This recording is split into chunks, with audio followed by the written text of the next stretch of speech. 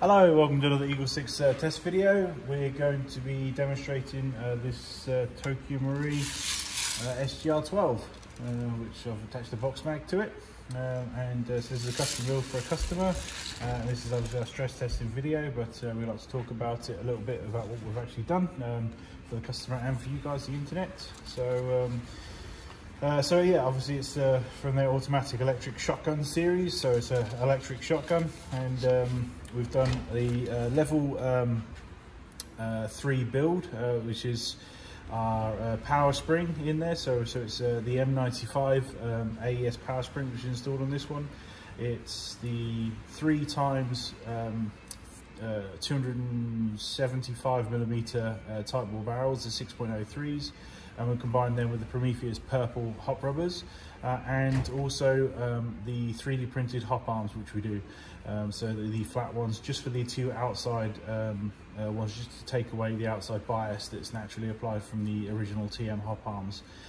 These are already inaccurate because there's 3 barrels, so there's no point deliberately making a wide spread, since a lot of people like the option to potentially use these at longer range, so even though they're a shotgun. So we've obviously sort of keyed this in mind, even though it's kind of like plays like a support gun. So ultimately these are, you know, just by the amount of rounds that they can ping down range, kind of going to be limited to not really sort of shooting anything really above maybe 2.8. So we've kind of catered it more towards the 2.8 in terms of weight, but you know, because of the flat hop arms and custom hop stuff you can do nowadays, you can always apply more hop if you want to, but we find it's just plenty for what this type of gun actually is.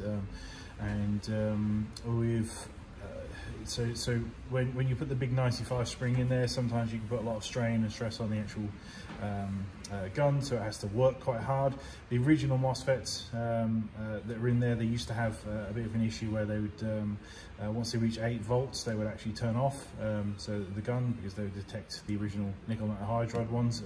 I don't know if that's an issue that's been sorted, but we're kind of sticking to just cracking on with our builds and what they are. So we replaced the original TM MOSFET with the pico one. It's interesting to see because the Mark 46 doesn't really suffer from it, so it's one of those sort of things where it may still be there, may not be there, but obviously Marine improved things over time with all of their guns. But yeah, like I say, we've gone and installed the Gate Pico AB, which is a nice basic MOSFET, so just to kind of give you that switch protection, and we've done it inside, you know, utilising the actual wiring that's coming out of the gearbox. We've just done an equivalent connector which just plugs straight into it, so theoretically you can just actually unplug it all. It's quite cool.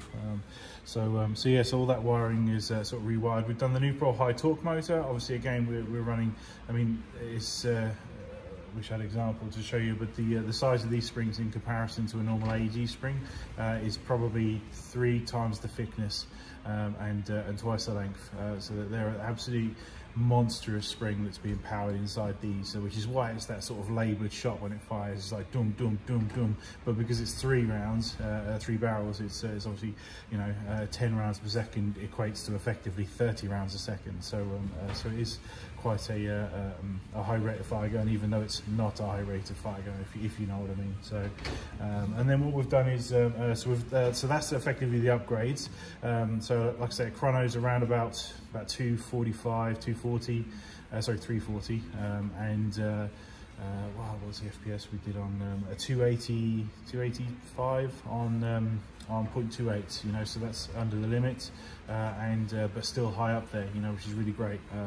And that's, you know, compared to sort of 260, I think they are standard, it's a really good result, you know. So we're absolutely, for the UK, you know, those wanting, you know, just under the limit type thing, then the 95 is a really good option. If you want to play it safe with the sort of 330, go with the 90, and then obviously if you're America, then go for the 100. But the problem is the 100 is a very big spring, and we highly recommend for that. I mean, it's ginormous. It's this thick. It's like a huge wire.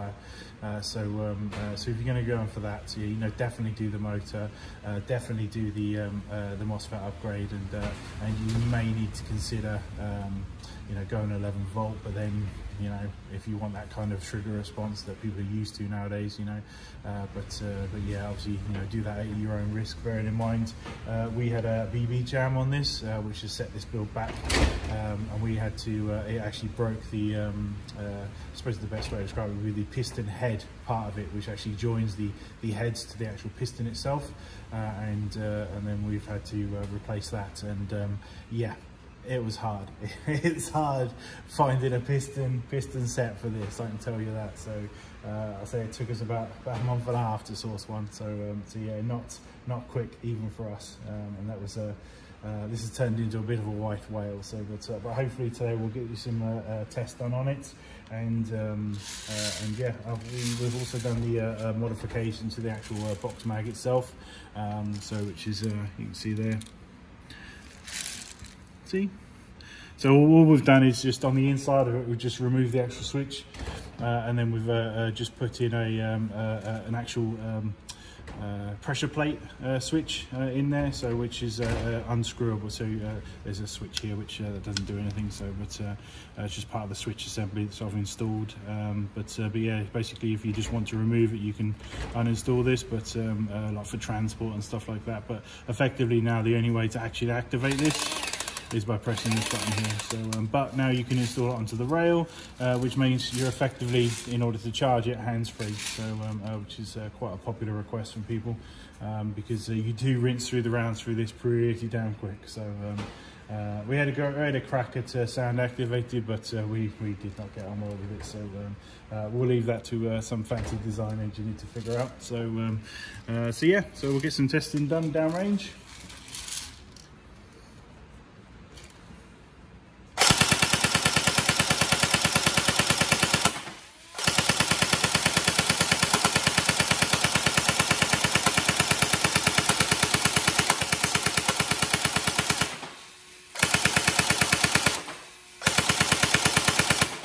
Borderline of support gun, isn't it?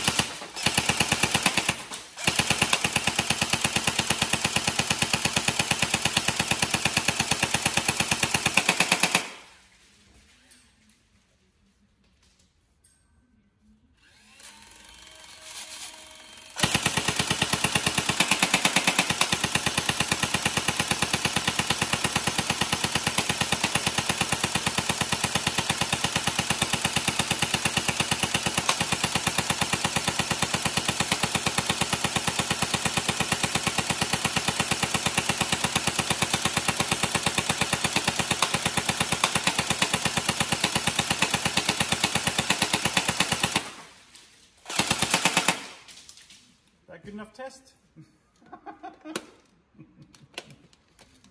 There we go. So quite a few rounds downrange now, and yeah, obviously it's sort of shade under 350 FPS. It's yeah, really good skirmishing. I'm not sure what role it fills, so I guess that's up to you guys, the internet, to figure out. But but yeah, it certainly has destroyed those targets down there, I'll tell you that. So and I think these hold what, 1,000 rounds, so it's pretty much empty now. So that's pretty cool. So it certainly is a unique gun, and obviously we hope that these upgrades make them more accessible for people that have got you know, issues, if you don't know, with low FPS, you know, rate of fire, trigger response, those kinds of things. So so the package is just designed to just make it just try and remove those roadblocks for people. So but yeah, hopefully interesting video for you, and we hope you, the customer, enjoy it. So thank you very much.